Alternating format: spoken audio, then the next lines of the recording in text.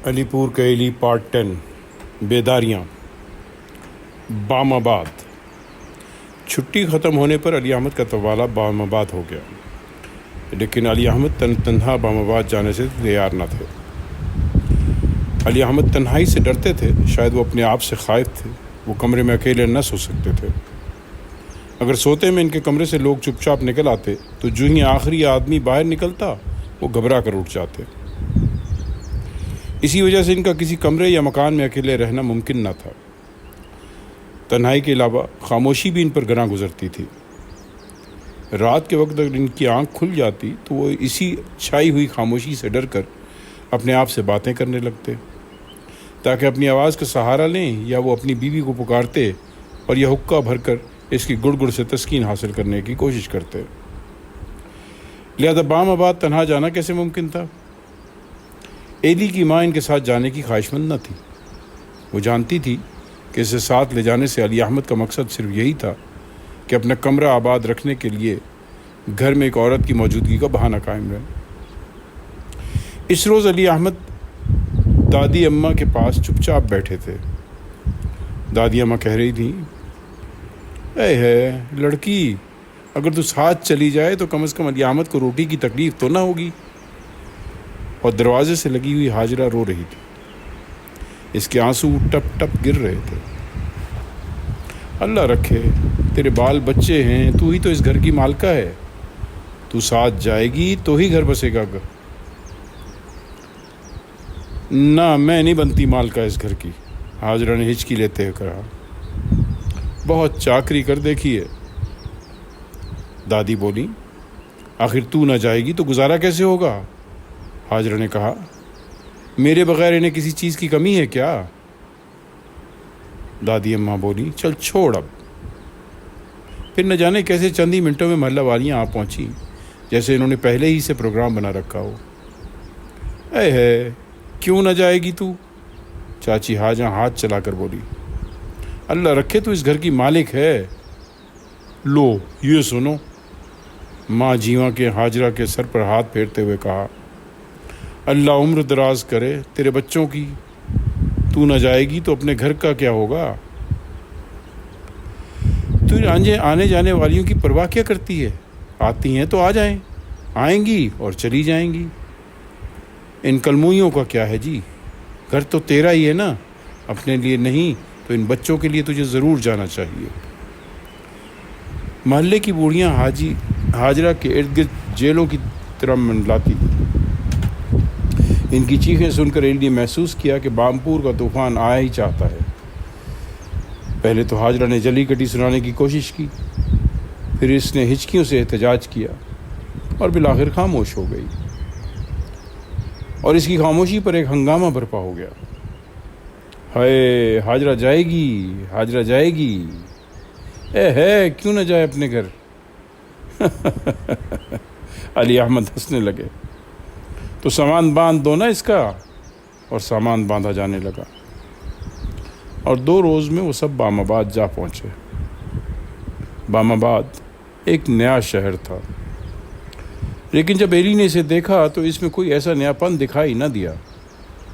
ایلی کا خیال تھا کہ نیا شہر بھی ویسا ہی ہوگا جیسے نیا گھر ہوتا ہے، لیکن اسے پہلی بار معلوم ہوا کہ نیا شہر نئے گھر سے قطعی طور پر مختلف ہوتا ہے۔ بام آباد ایک ویرانہ تھا، وسیع ویرانہ۔ اس کی سڑکیں بے تحاشا چوڑی تھیں کہ سڑک پار کرنا مشکل ہو جاتا۔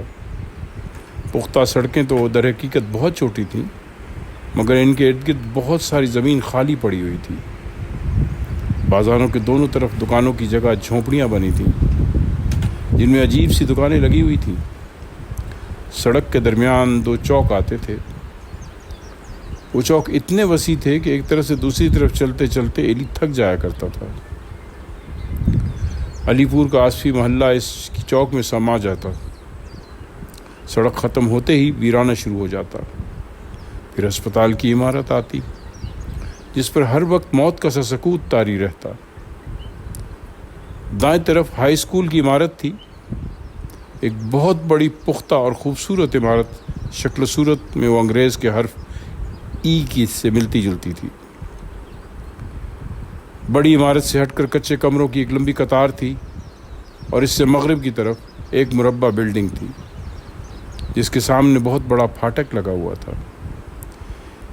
ये स्कूल का बोर्डिंग हाउस था। स्कूल के इर्द-गिर्द वसी मैदान थे जिनमें रेत उड़ती थी। रेत में कहीं कहीं झाड़ियाँ उगी हुई थी। स्कूल से परे यहाँ वहाँ खजूर के कुछ दरख्त लगे होते थे और सड़क पर ऊँटों के काफले आते जाते रहते। स्कूल से बहुत दूर शहर के दूसरे सिरे पर अली अहमद का मकान एक गली में वाक़ था। इस मकान में 4 कमरे थे। एक बहुत बड़ा सहन जिसमें एक कोने पर खारदार दरख्त लगा था। मकान के एक तरफ कई एक गरीब कुंबे आबाद थे। वहीं एक कोठड़ी में माई रफ़ीका और इसका बेटा गामा रहते थे। दूसरी तरफ एक घोड़ा डॉक्टर रहते थे जिनका रंग बेहद काला था मगर जिनकी पेशानी मेहराबदार थी। डॉक्टर का बेटा फरीद भरपूर जवान था। इसका मुंह कितना चौड़ा था और इसका जिस्म किस कदर फैला सा था। डॉक्टर के घर 2 जवान लड़कियां थीं, जाहिदा और आबदा, जो हर वक्त नमाज़ें पढ़ने में लगी रहती थीं। इनकी आंखें मोटी मोटी थीं लेकिन वो इस कदर काली क्यों थीं? इनकी आवाज़ें यूँ सुनाई देती थीं जैसे घंटियाँ बज रही हों। वो दोनों फ़रहत की सहेलियाँ बन गईं। इस बात पर एली को बड़ा गुस्सा आया। इसे फ़रहत की सहेलियों से बेहद चिढ़ थी। फ़रहत की सहेलियों का ख्याल आते ही इसकी निगाहों तले सारा और सबूरा आ जाती और फिर आवाज़ आती, सारा सो गई है क्या? और फिर चिरां ठक दरवाज़ा बंद हो जाता। सहेलियाँ। एली के दिल में गुस्से की एक लहर उठी और वो हवा में एक घूंसा चला देता। जाहिदा और आबदा ने सहन की दरमियानी दीवार से एक ईंट निकाल रखी थी ताकि आपस में बातें कर सकें और अली अहमद आते जाते दर्जीदा और हसरत भरी निगाहों से सुराख की तरफ देखा करते और हाजरा अली अहमद की निगाह को देखकर अपना सीना थाम लिया करती। हाय अल्लाह, अब क्या होगा? और एली महसूस करता कि अब वो सुराख बड़ा हो जाएगा, बढ़ते बढ़ते दरवाज़ा बन जाएगा और फिर एक दिन आवाज़ आएगी, जाहिद सो गई, और आबदा चुपके से दरवाजे से निकलकर घर में आ जाएगी और फिर अली अहमद के कमरे में घुस जाएगी। फिर दरवाज़ा बंद हो जाएगा और फिर लेकिन गुस्से से इसका मुंह इस कदर सुर्ख हो जाता कि फिर के मुतालिक इसे कोई दिलचस्पी न रहती। रफ़ीका। बाम आबाद में सबसे पहली औरत जो इनके घर आई रफ़ीका थी। बीबी, कोई कम होवे तो डसो ना। इसके अंदाज में बेबसी की झलक नुमायाँ थी।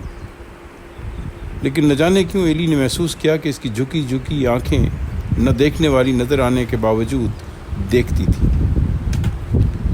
हाजरा पहले ही रोज़ रफ़ीका की दुख भरी कहानी सुन रही थी और इसका पल्लू भीगा हुआ था। एली ने एक नज़र दोनों को देखा और फिर गुस्से से बेताब होकर बाहर चला गया। रफ़ीका रोज़ इनके यहाँ आने लगी। इसके साथ इसका छोटा बेटा गामा भी होता था। आकर घर के कामकाज में हाजरा का हाथ बटाती और इस दौरान में अली अहमद खिलाफ मामूल खुद चिलम उठाए बावर्ची खाने में आ जाया करते। ओह रफ़ीका है, क्या हाल है रफ़ीका? अच्छी तो है तू, बड़ी देर के बाद देखा तुझे। और रफ़ीका मुस्कुराहट भींचने की कोशिश करती और नज़रें झुका लेती और अली अहमद बातें करते करते थक जाते और फिर अपने कमरे में चले जाते और वहाँ पहुंचकर आवाज़ देते, रफ़ीका ज़रा आना तो। इस पर हाजरा की त्योरी चढ़ जाती और रफ़ीका मुस्कुरा कर सर झुका लेती जैसे सब समझती हो और चुपचाप बैठी काम किए जाती। लेकिन एली को महसूस होता जैसे इसकी खामोशी में हाँ की झलक हो, जैसे इसका जी चाहता हो कि उठकर अली अहमद के कमरे में चली जाए और पूछे, आपने बुलाया है जी? लेकिन वो बैठी रहने पर मजबूर थी। बीबी क्या कहेगी? और बीबी बात बात पर कुछ न कुछ कहा करती थी। आवाज़ पड़ने पर वो अब कहती, इन तिलों में तेल नहीं, रफ़ीका ऐसी नहीं। سب عورتیں ایک ہی نہیں ہوتی کہ بلاوے کی منتظر ہوں۔ یہ سن کر رفیقہ مسکرا جاتی اور ایلی مبہم طور پر محسوس کرتا جیسے رفیقہ کا جی کچھ اور چاہتا ہے اور وہ کچھ اور کر رہی ہو، اور ایلی کی نگاہ میں رفیقہ کی مسکراہٹ دو دھاری چھری کی طرح محسوس ہوتی اور وہ رفیقہ سے نفرت کرتا، اور یہ نفرت روز بروز شدت اختیار کرتی جاتی۔ لیکن حاجرہ رفیقہ کے گن گاتی تھی، بات بات پر رفیقہ کی تعریف، رفیقہ کی شرافت اور نیکی کی گھر میں دھوم مچی ہوئی تھی۔ شاید اسی دھوم کی وجہ سے رفیقہ قطعی طور پر مجبور ہو گئی تھی کہ علی احمد کی آواز سننے کے باوجود اور ان کے متبسم نگاہوں کے اشارے کے باوجود چپ چاپ بیٹھی رہے۔ اس کے باوجود جب وہ علی احمد کے کمرے کے دروازے کے قریب سے گزرتی تو اس کی گردن تن جاتی، گھگھرا یوں کھلتا اور بند ہوتا جیسے عجیب سے دائرے بند چلے جاتے، اور ایلی محسوس کرتا جیسے اس کا جی چاہتا ہو کہ رک جائے اور چوری چوری مسکرانے کی بجائے کہا مار کر ہنس دے۔ کیوں بلایا ہے مجھے؟ کس نے بلایا مجھے؟ مگر وہ چلتی چلی جاتی۔ ایلی سمجھتا تھا کہ حاجرہ کی توقعات نے اس کا وہاں رکنا ناممکن کر دیا، اور حاجرہ کے ان محبت بھرے جذبات سے جو اس نے رفیقہ سے وابستہ کر رکھے تھے، صفیہ کی بو آتی تھی، اور ایلی کو محسوس ہوتا جیسے رفیقہ صفیہ کی جانشین ہو۔ ایلی کو اس بات پر اور بھی غصہ آتا تھا۔ علی احمد کا گھر ایک عجیب گھر تھا۔ اس میں دو طاقتیں برسے پیکار تھیں، علی احمد اور حاجرہ۔ ہر نوارت کو دیکھ کر دونوں طاقتیں اسے اپنی اپنی طرف کھینچتیں۔ علی احمد کے کمرے کا کھلا دروازہ اسے اپنی طرف بلاتا اور باورچی خانے کی محراب اسے اپنی طرف کھینچتی۔ علی احمد کے دروازے سے کہکوں کی آواز سنائی دیتی اور باورچی خانے سے دبی دبی آہوں کی۔ وہ کمرہ باورچی خانہ دونوں ہی مظلوم تھے، کمرہ ہی کرنے پر مجبور اور باورچی خانہ آہیں بھرنے پر۔ فطرت ان دونوں کی مجبوریوں پر مسکراتی تھی، جیسے وہ ان دونوں کے راز سے واقف ہو، اور ان دونوں کی کشمکش سے دور ایلی اور فرد ایک دیوانے میں اکیلے زندگی کے دن کاٹ رہے تھے، تنہا۔ ہر نوارت کے پاؤں کی آہٹ سن کر دونوں بھائی بہنوں کے کان کھڑے ہو جاتے۔ اب کیا ہوگا؟ وہ اشتیاق بھری نگاہوں سے اسے دیکھنے لگتے۔ نوارت کمرے اور باورچی خانے کے درمیان لٹک جاتی اور اس کی سمجھ میں نہ آتا کہ کیا کرے۔ بالآخر یا تو وہ باورچی خانے میں جا پہنچتی یا علی احمد کے کمرے میں رک جاتی، اور پھر مکان سے یا تو کہکوں کی گونج سنائی دیتی یا آہوں کی۔ ہر صورت میں مکان پر ایک اداسی چھا جاتی، جس میں دبی دبی چیخوں کی گھٹی گھٹی آوازیں سنائی دیتی، اور ایلی ڈر کر چلاتا، آپا اتنی اداسی کیوں ہے؟ اور فرت آہ بھر کر کہتی، تو سوئے گا بھی کہ نہیں؟ صفیہ کی موت کے بعد گھر میں حاجرہ کی حیثیت ایک نوکرانی کی سی تھی۔ وہ دن بھر باورچی خانے میں برتن مانجتی، آہیں بھرتی اور آنے جانے والیوں کے پاس بیٹھ کر آنسو بہاتی رہتی۔ ایلی کی اماں کمرے سے آواز آتی، وہ گھبرا کر اٹھ بیٹھتی، جی آئی، اور پھر دروازے کے باہر چوکھٹ سے لگ کر پوچھتی، جی کیا ہے؟ جیسے کوئی فقیر بھیک مانگنے کے لیے کھڑا ہو۔ حاجرہ فطری اور ازلی طور پر بیکارن تھی۔ ڈر، خوف، ہراس اور احساس کمتری اس کی گٹھی میں پڑے تھے، جو اس نے وراثت میں ایلی کو بخش دیے تھے۔ بند کمرہ۔ پھر علی احمد کے دفتر میں کلرکوں کی بھرتی کے لیے امتحانات شروع ہو گئے، اور علی احمد کے گھر میں سفارشات کا سلسلہ جاری ہو گیا۔ وہ پہلا موقع تھا جب کہ ایلی کو محسوس ہوا کہ امتحانات کے اس قسم کے نتائج بھی پیدا کر سکتے ہیں۔ ڈیوڑی میں سے غریب سائلوں کی منتیں سنائی دیتی، اور پھر کھجوروں سے بھری ہوئی ٹوکری اندر آ جاتی، اور پھر علی احمد کو خود باہر جا کر ٹوکری بھیجنے والے کو ڈانٹنا پڑتا۔ پھر مزید منتوں کی آوازیں بلند ہوتی، اور پھر ٹوکری دوبارہ گھر میں آ پہنچتی۔ ان دنوں سفارشوں کا تانتا بندھا رہتا، شاید اس لیے کہ بامپور غریبوں کا شہر تھا، یا شاید اس لیے کہ علی احمد کے ٹیم کے سپاہی کے متعلق لوگ جان چکے تھے۔ علی احمد اپنے کمرے سے باہر سائلوں کی طرف دیکھتے اور پھر یوں کام میں لگ جاتے جیسے دیکھا ہی نہ ہو۔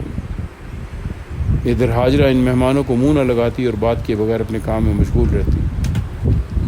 پھر ایلی چوری چوری جھانکتا، جس کی توجہ لوگوں کی نسبت اس ٹوکری پر پڑتی جو ان کے ساتھ ہوتی۔ علی احمد کی توجہ ٹوکری کی بجائے اس شخص پر پڑتی جو سفارش کے لیے آتا تھا۔ ایک بار دیکھنے اور جانچنے کے بعد وہ باہر نکلتے اور غصے میں چلاتے، ہاں بھائی کیا کام ہے؟ میں کچھ نہیں کر سکتا، میں قطعی طور پر مجبور ہوں، وہ کہہ کر اندر چلے جاتے اور اثر نو کام میں مشغول ہو جاتے۔ اکثر بار سفارشی براہ راست علی احمد کے کمرے میں جا پہنچتا اور ابتدائی جھاڑ جھپاڑ کے بعد ہی ان کا کہکھا گونجتا اور ایلی کو معلوم ہو جاتا کہ ٹین کا سپاہی بادار ہو چکا ہے اور ابھی وہ رزم گاہ میں اترے اور پھر گھر پر موت کا سناٹا چھا جائے گا اور اس سناٹے میں رنگین مگر دبی دبی ہنسی کی آواز ابھرے گی۔ پھر دفتن سب ٹھیک ہو جائے گا اور نتائج خوشگوار ہوں گے، جیسے دکھی شہزادی کی کہانی میں مشکلات، لڑائیوں اور امتحانات کے بعد سب ٹھیک ہو جاتا ہے اور اس کے بعد سب ہمیشہ خوش و خرم رہتے ہیں۔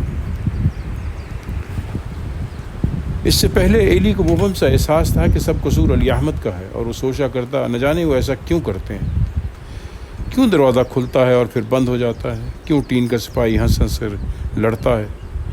اگر اسے خوب معلوم ہوتا کہ علی احمد کے کمرے میں جو کچھ ظہور پذیر ہوتا ہے، جسے کہوں اور بھیانک سناٹے سے تعلق ہے، گناہ ہے، لیکن اسے معلوم نہ تھا، مگر وہاں ہوتا کیا ہے؟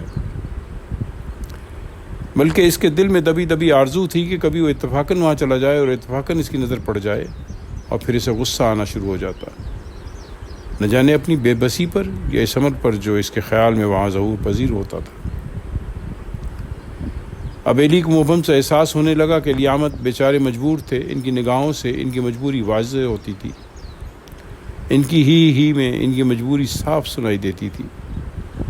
وہ کیوں اور کیسے مجبور تھے اسے معلوم نہ ہوا۔ ہر سال وہ مجبور تھے، بہرحال بھی وہ مجبور تھے۔ قصور ان کا تھا جو اپنے عزیزوں کو ساتھ لاتی تھی۔ کور اور آسا۔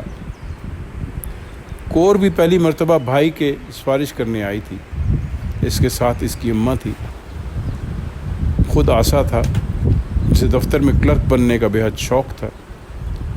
تینوں کا قافلہ چپ چاپ اندر آ گھسا، آگے آگے ماں تھی، درمیان میں کور تھی اور پیچھے آسا۔ ماں کے کپڑے سے میل سے بھرے ہوئے تھے، اس کا جسم لٹا ہوا تھا، نگاہ حرص-آلود تھی، اسے دیکھ کر انتہائی غلاظت کا احساس ہوتا تھا۔ کور سیافام گوشت تھا، کور سیافام گوشت کا ایک گول مٹول لوتھڑا تھی جس پر بھڑکیلے کپڑے ٹنگے ہوئے تھے جو اس لوتھڑے کو اور بھی بدنما بنا رہے تھے۔ اس کا قد ٹھکنا تھا، سر چھوٹا جس میں چھوٹی چھوٹی آنکھیں رینگتیں اور سفید دانت رضامندی کی چمک سے روشن تھے۔ آسا ایک اونچا لمبا لڑکا تھا، اس کا چہرہ ذہنی چمک سے کورا تھا، اس کی آنکھوں میں حماقت کوٹ کوٹ کر بھری ہوئی تھی اور اس کے انداز سے صاف ظاہر ہوتا تھا کہ وہ کور کے پیچھے پیچھے چلنے کا عادی ہے۔ یہ قافلہ چپکے سے مکان میں داخل ہوا اور علی احمد کے ابتدائی معلومات حاصل کرنے کے بعد باہر صحن میں اسی مقام پر خیمہ زن ہو گیا، جہاں سے اندر کام میں منہمک علی احمد پورے طور دکھائی دیتے تھے۔ علی احمد نے باہر دیکھا، کور کے دانت چمکے، انہیں جلدی سر جھکا کر لکھنا شروع کر دیا۔ کور اپنے گھگرے اور چولی کو ٹھیک کر کے علی احمد کی طرف منہ موڑ کر بیٹھ گئی۔ بڑھیا نے اس کی طرف پیٹ کر لی۔ آسا آسمان کی طرف اڑتی چیلوں کا بغور معائنہ کرنے لگا۔ کور کے دانت پھر چمکے، اس نے بھرپور انگڑائی لی۔ علی احمد کے ہاتھ سے قلم چھوٹ کر رجسٹر پر جا گرا۔ کون ہے؟ وہ بولے۔ جواب میں دانت چمکے اور بغیر کسی تمہید کے کور اٹھ کر علی احمد کے کمرے میں جا داخل ہوئی۔ اس پر بڑھیا اس خاردار درخت کو دیکھنے میں مصروف ہو گئی جو صحن میں پھیلا ہوا تھا، اور آسا تنکے سے زمین پر بیل بوٹے بنانے لگا۔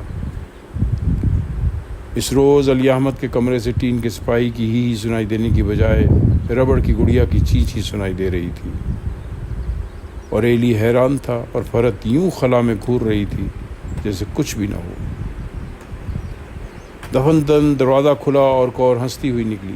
ماں ماں، اسا فیل تا نہ تھیں، آسا تو پاس ہے۔ نہ جانے کس نے اسے کہہ دیا کہ تو فیل ہے، خام خواہ وہ تو پاس ہے، میں نے خود نتیجہ دیکھا ہے۔ تو نے کہا نہیں تھا، اس نے آسا کو مخاطب کر کے کہا۔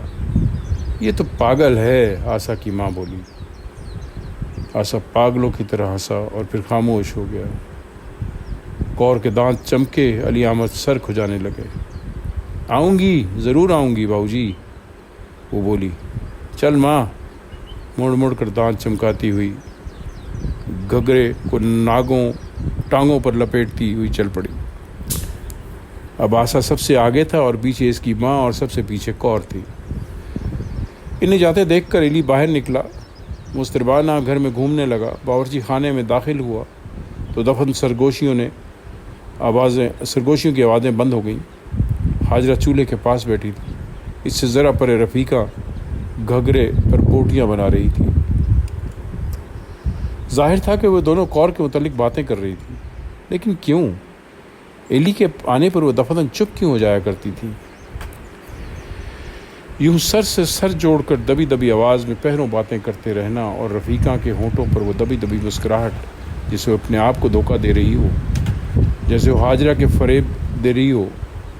اماں اسے اس قدر اچھا کیوں سمجھتی تھی، اور وہ چلتے وقت جان بوجھ کر اس طرح قدم کیوں اٹھاتی تھی کہ اس کے گھگرے میں دائرے پڑیں، اور علی احمد کے کمرے کے پاس سے گزرتے ہوئے ان کی گردن مورنی کی طرح تن کیوں جاتی تھی؟ ایلی کو ان سب باتوں کی وجہ سے رفیقہ سے نفرت تھی، شدید نفرت، ایسی نفرت جو اسے کور سے بھی نہ تھی۔